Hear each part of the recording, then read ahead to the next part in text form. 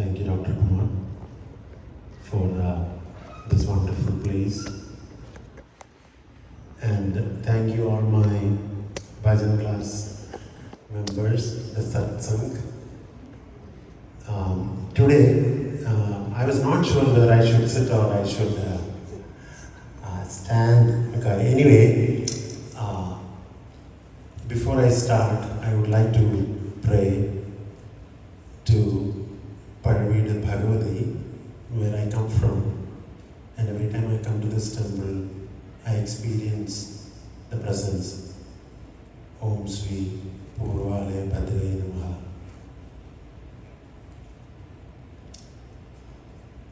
Om Namo Bhagavate Vasudevaya. Om Namo Narayanaya. Sarvatra Govinda Nama Sankirtanam Govinda Govinda. Om Sri Bhadrakaali Namaha. So today's topic, I've selected Bhadrakaali Mahatmayam. The reason for selecting that was mainly after talking to Chandranagil. We know that we have Chotanikar Bhagavati and Kodungalur Bhagavati here. And if you look into the Kerala scenario over the last 2100 years, this Devi worship is very prevalent. And in Kerala, Bhadrakaali is the form that is installed in all the temples. So I thought, as Dr. Kumar said, these are all different forms which are all leading to the same Parabrahman. I thought I will share some of the history behind that, how all these worships came into being, what is the aspect of Kali, when we use the word Kali, and you hear different context of use of Kali. So I'm going to touch all that in a brief time. I do not know if I can cover the entire story of Bhadrakaali Mahatmya, but I will summarize it to a greater extent. I am not able to start without saying a few words about Lalita Sahasranama. It's the most powerful mantra, the unique Sahasranama where not a single name is not repeated, starting with mother and ending with mother, the universal symbol of love, aka bhakti. So there is a saying why mothers are important, and what is the difference in when we pray to Parashakti, what is the bhavam, what we are getting from her. There are three nyayas which is detailed in the earlier history. Is called, first one is called Markada Nyaya. Markada Nyaya means you have seen the monkeys carry their kids, and actually they don't carry, the kids actually hold on to the mother and they jump from trees to trees. So the Markada Nyaya is the child is held on to the mother. But still the mother is taking care of the child. The second one is Marjara Nyaya, which is, you have seen how cats take care of their younger ones when they, immediately after the birth, they carry on in their mouth and they run away at least a mile or 10 houses apart so that the male cat will not come in. The third one is called Matsya Jala Nyaya, which is fish and water. They both have to coexist. Without water, fish cannot exist, and without fish, the water will never be clean. And Devi Parashakti is of the form Marjara Nyaya, that she will do anything and everything to protect you in its So this Madhur Bhava, if you learned about Sri Ramakrishna Paramahamsa was the biggest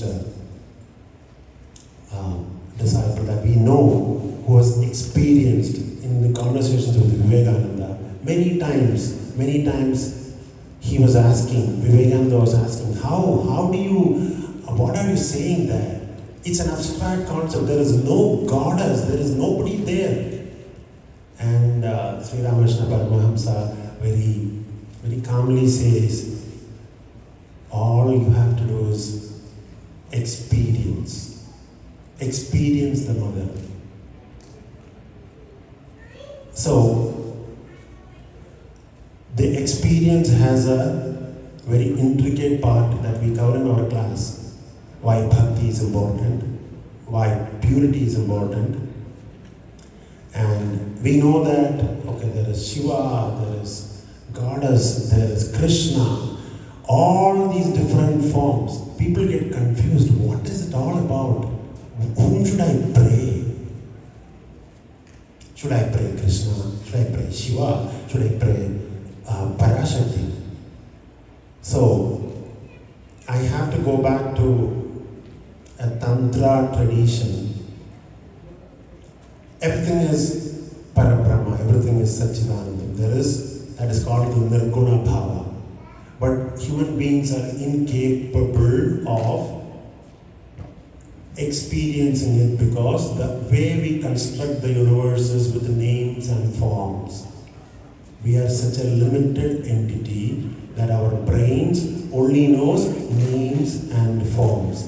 Nama Rupam Akhilam. The entire universe created in yours can be deduced to names and forms. So if your brain is incapable of conceptualizing an abstract idea, the Brahman, which you cannot use words, which you cannot use anything to explain, what do? The power of Maya is the diversity. I don't even want to just call it as duality. It's multitudes. Everything is different. You are different. I am different. The plants are different. The different places are different. We all think different. And we believe that, oh my God, I am great. I know much more. Money, power, position. We will divide ourselves to the smallest portion to create the feeling I am better than you. But that is all happening under the belt of Maya. So if we can transcend that belt, we all will experience the unified, single Satchidanandam, which is the Atman, none other than the Brahman. Brahmatmaikya Swarupani. You must have heard many of these words in the Sahasranama. All these concepts are explained with each Nama. So the essence is, people, based on their gunatrayas, based on your interest, you can pick any deity. You can definitely pray to it and be your Ishta Devata. But understanding the concept, understanding what it is all about, you have to move away from your senses, your limited ability to think, and believe that you are a divine creation. You are nothing but consciousness. This is not a philosophical thought that you are nothing but consciousness. If you can use science to very clearly materialize that. And before getting into that part of it, I really wanted to say that what is the importance of, okay, now we decided, hey, we can have any form, we can pray to any form. And then people ask, oh, why should there be a new temple? We already have 4 or 5 temples. Why should there be another temple? Why should we even go to temple? Kshayatrayade idi kshetra. If we want to transcend to a state where there is no mrityu. When we call all these words kshaya itself means that it is literally disintegration. Something which does not go through any part of evolution. Something which does not go through any kinds of transformation. That is transcending that. That is nothing but Brahma. So a kshetram, that word is coined with a meaning that these are the places. It's not just the building. Your body is also kshetram. People who have learned, studied Bhagavad Gita knows that. And have you observed the universe? The latest is, there are black holes which consume 80% of the dark energy and dark matter. 80% of the universe.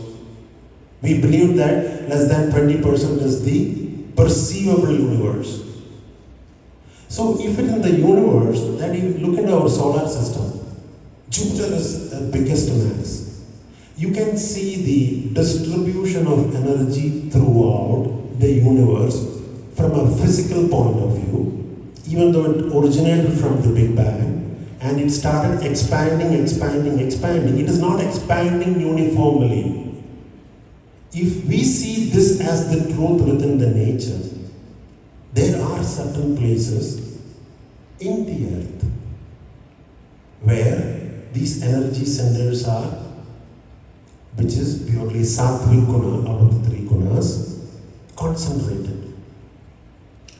People like Doctor was able to sense that in many forms, and they took us all to this place. So a place where the temple is there, the kshetram is there is a science behind it. The trigunas, the sattvic guna concentration, which is not just philosophical thought and religious thought.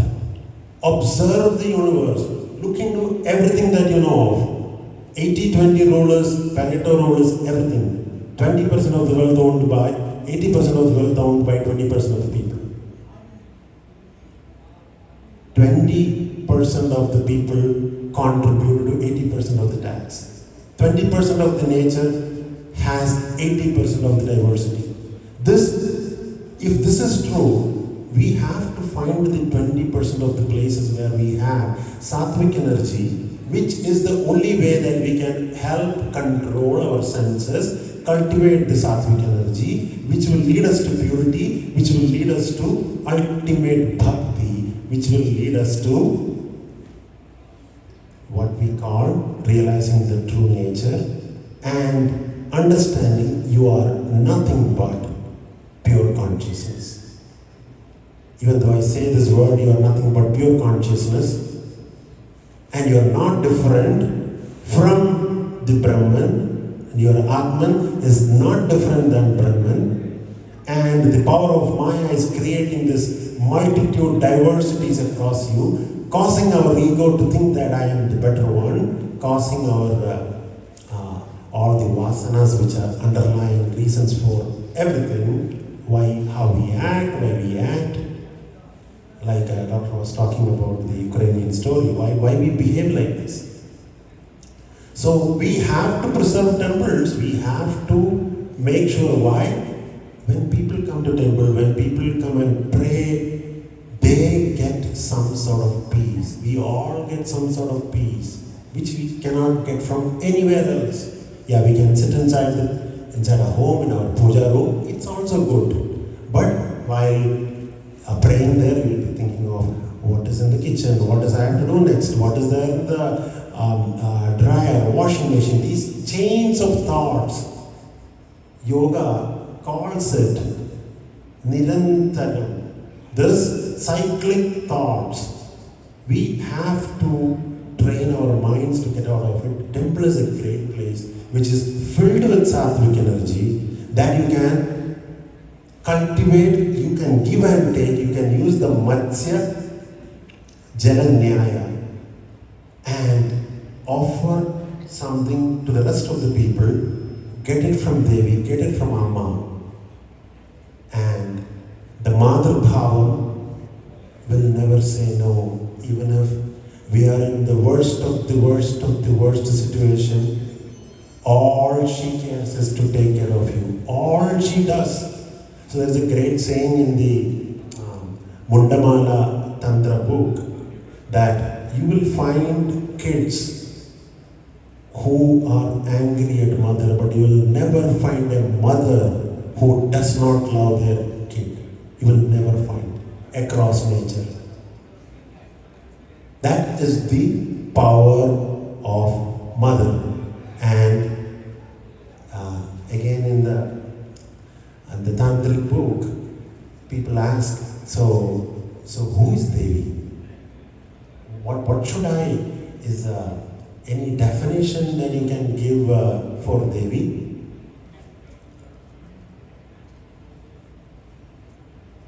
Pum Rupam Va Smare Devi.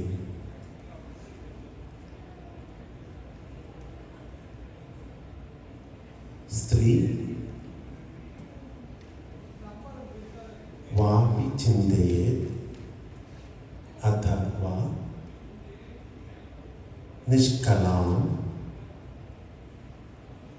Dhyayet Satchidananda Rupina. Your mother, if you wish to pray in a male form as Lord Shiva, you can. There is no problem. You want to pray to your mother in the feminine form, you are welcome.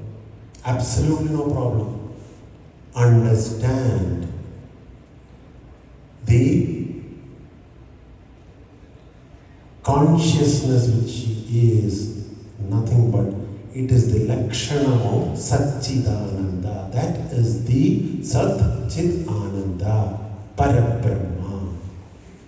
And for people like us who have very limited capacity, completely blinded by our senses, this is the only way. Look at our mother, look at Parashakti and ask her, Amma, help me. I am imperfect. Help me. I need bhakti. So the Devi stories have been mainly all the Devi Sankalpams come from Markandeya Purana. It's one Purana which captures Lalita Sahasranama, Devi Mahatmayam and Bhadrakaali Mahatmayam.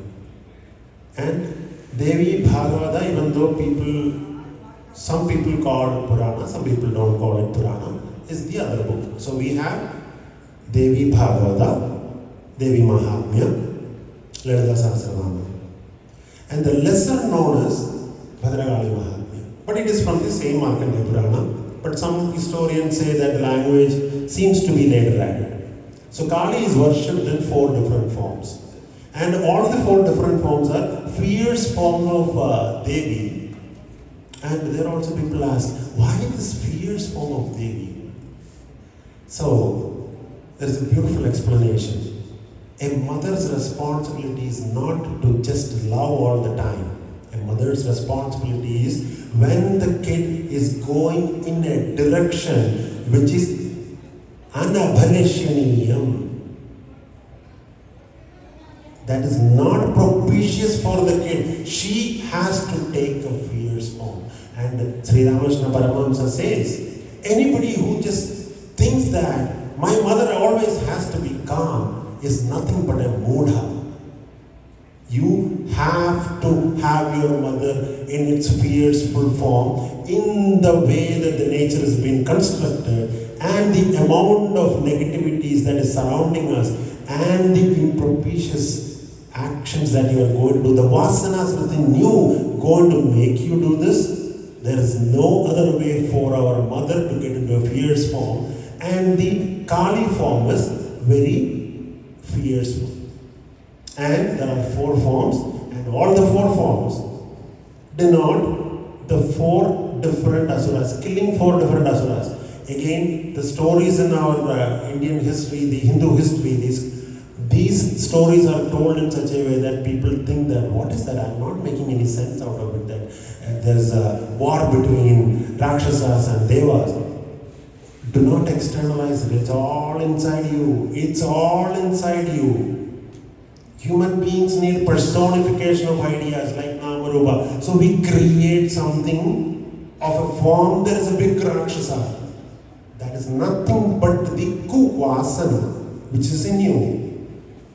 So Devi Kali is capable of taking the fierce form and killing the Rakshasas. What are the 4 forms of Kali worshipped in India? Rurujit. The Kali form, this is from Varaha Purana. Only that Varaha Purana talks about Rurujit, wherein which a Kali's form is done to kill the demon Ruru. It is not in Kerala. It's in Kashmir. That Shajit, we all know from Bhagavata, and Shiva Purana is the one, the Adharam is Shiva Purana, wherein which Kali's form is taken by Devi to kill the demon Daksha. We all know the Daksha story. The third one is Mahishajit, which is the Rakshasa Mahishasura, which has been very detailed in Devi Bhagavata and Devi Mahatmayam. And the fourth one is Bhadrakaali or Darukajit, killing the demon Daruka. And that form of Devi is Bhadrakaali. So there are 4 different forms of Kalis, and all the 4 has connection to one of the scriptures, Varaha Purana, Shiva Purana, then Devi Mahatmya and Darugajit Bhadrakaali Mahatmya. Now, the stories are very synonymous. People who have read, if you ask me, that Devi Mahatmya becomes the base for a lot of things, because there the Devi is worshipped as Mahakali and Mahadurga and then Mahasaraswati and Mahalakshmi. That's how the whole story is portrayed. Bhadrakaali Mahatmya is slightly different. Different in the sense, the Kali which is originated in Bhadrakaali Mahatmya is, she was daughter.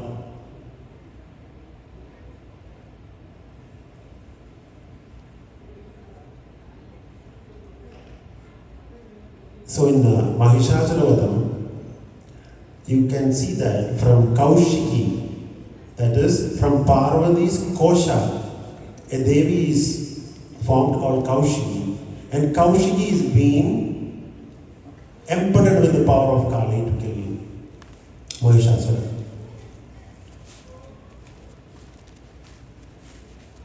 Here,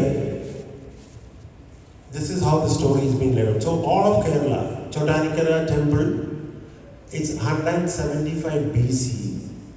That's 175 CE, Common Era. Not Chotanikara temple, Kodingalur Kshetra is the oldest Devi temple of Kerala. Built by Cheran Chenguttavan, one of the Chera kings.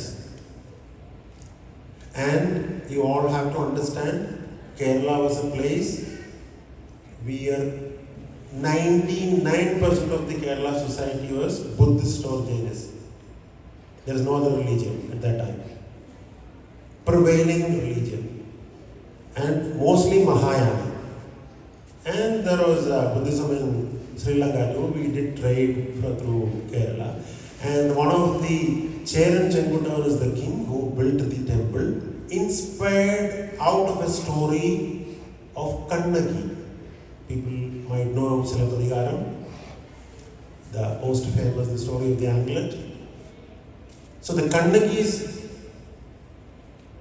story is being narrated in Cheran Chenguttavan's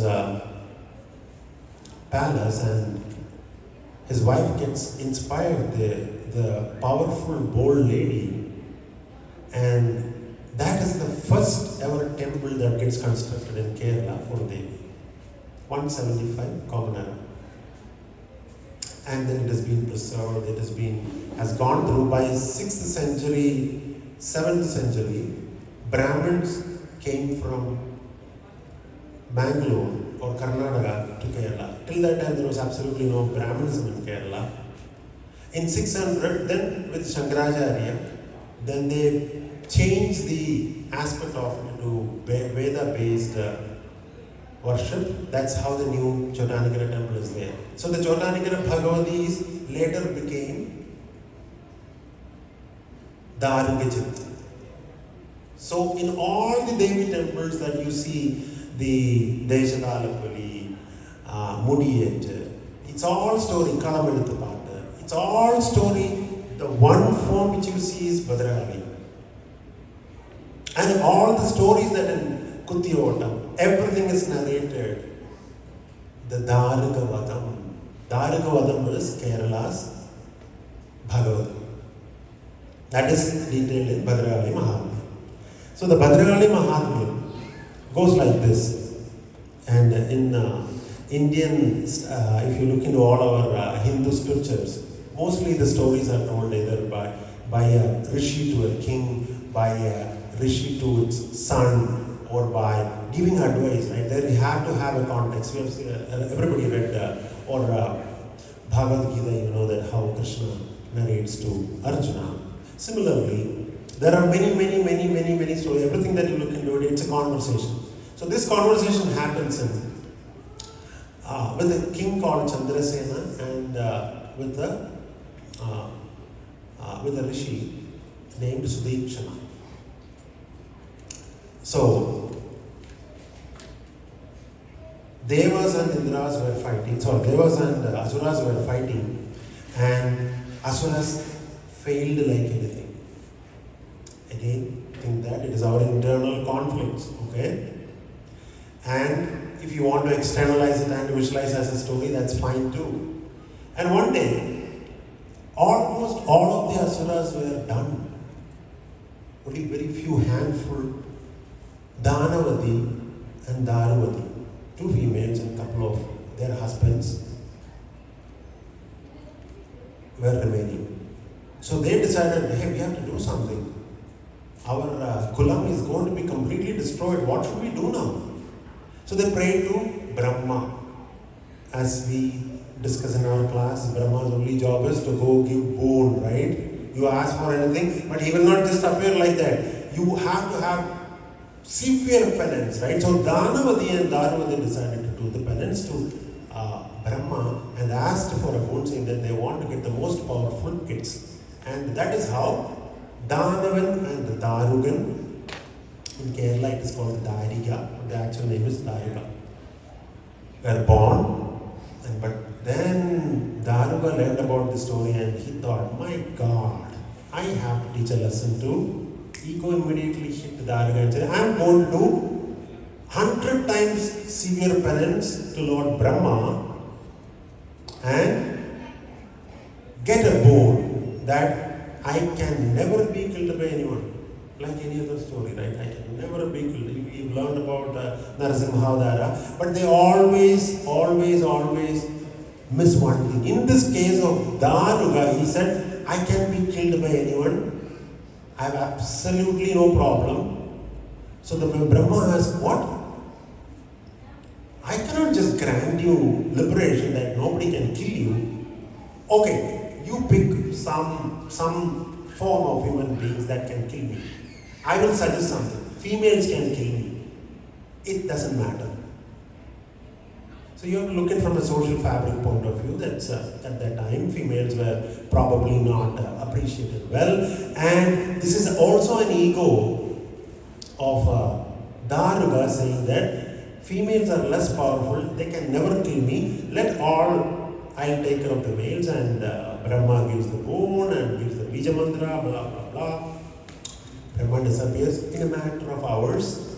He directly goes to Indra, destroys everything.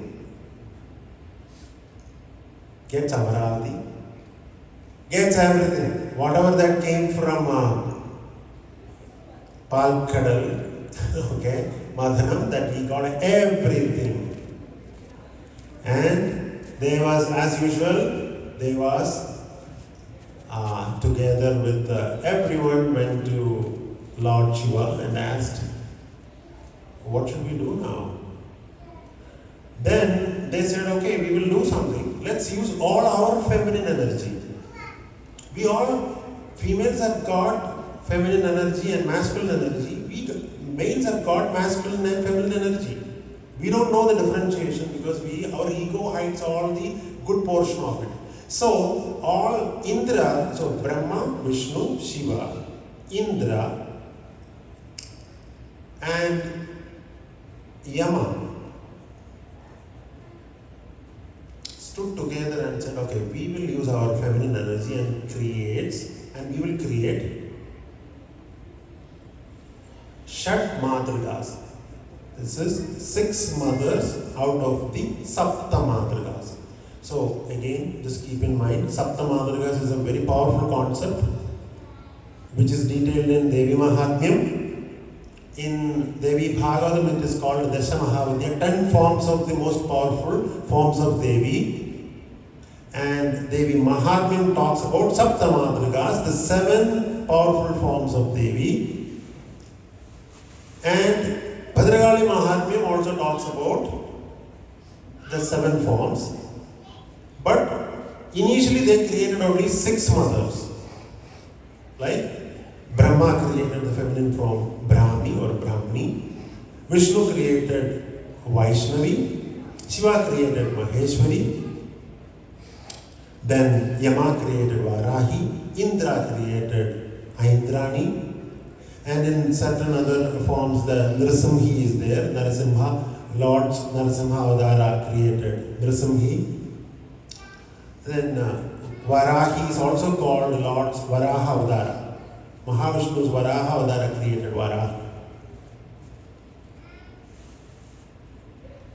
And they created these 6 mothers and said, okay, you should go fight with this Mr. Darugan and destroy him off and come back. And they go there, they go powerful with all the weapons. They go to Daruga and ask him, come out, fight.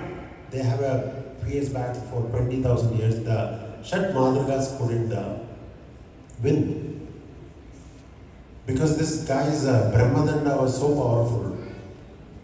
And he couldn't even, he didn't have to even use it completely. Then what happened was, the Shat Madrigas went into Kailasa and hid in a cave. So the actual boon that was given to Daruga was, if a drop of blood falls into the earth, another Daruga generates from it. This is very much like Raktabija story, people who know. Or you can also think about blood cancer as a very synonymous. If people want to move away from the story and think about, okay, what is happening inside me? Cancer is the best example. That how it multiplies. Every time you kill something, it doubles. That is the boon that he got from Brahma. And Narada went to Daruga and said, what is going on? You become so powerful as usual, right? So just to collect some money. And Daruga asked, why are you here? I don't want to talk to you. I know your character. You are trying to collect information from here and go and give it to someone. Go away from here. I'm going to destroy you. Narada really gets into trouble and he runs to Kailasa and says, Lord Mahesh, help us. Do you know about Daruga? This guy has been acting so weird. This guy has destroyed everything. There is no existence for Devas. The Shat Madrigas we created, they are hiding. So Shiva got really angry. From the third eye, Bhadrakaali is incarnated.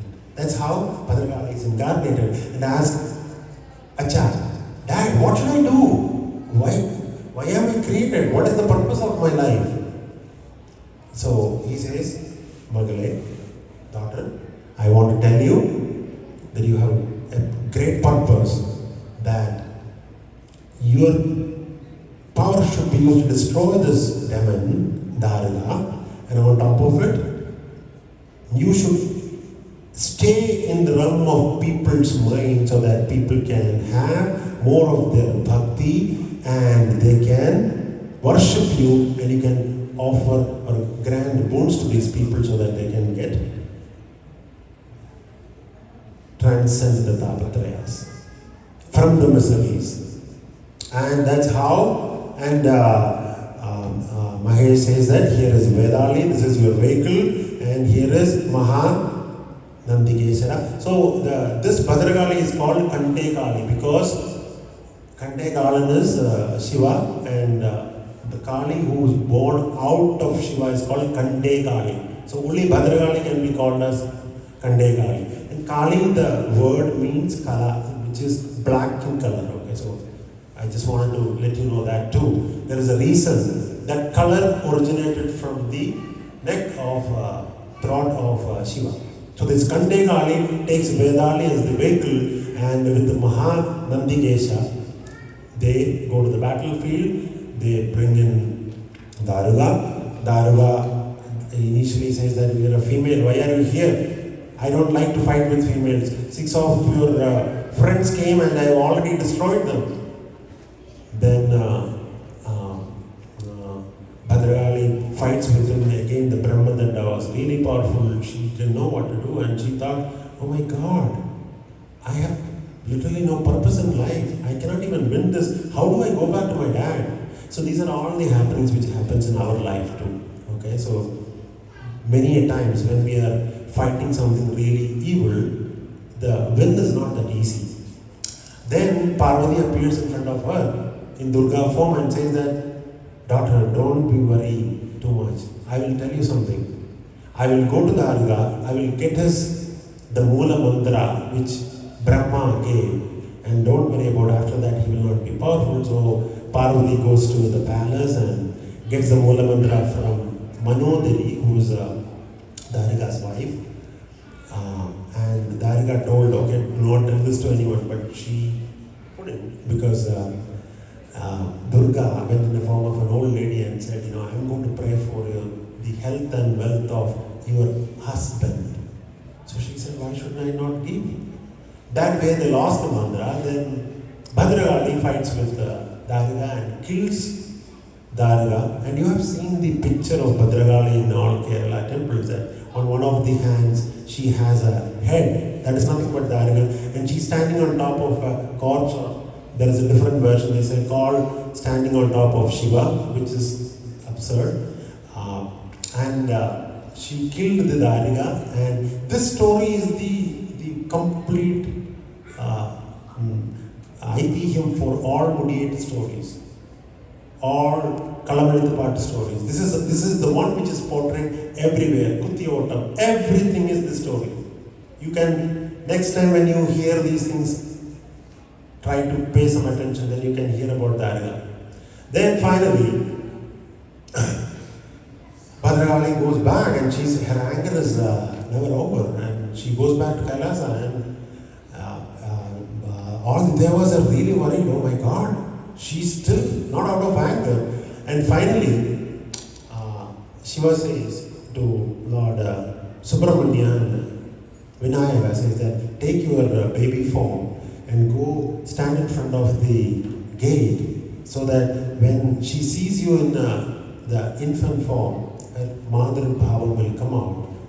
When how much ever angry your mother is, if you smile with love, all her anger will be gone away. That's exactly what happened with Bhadrakaali.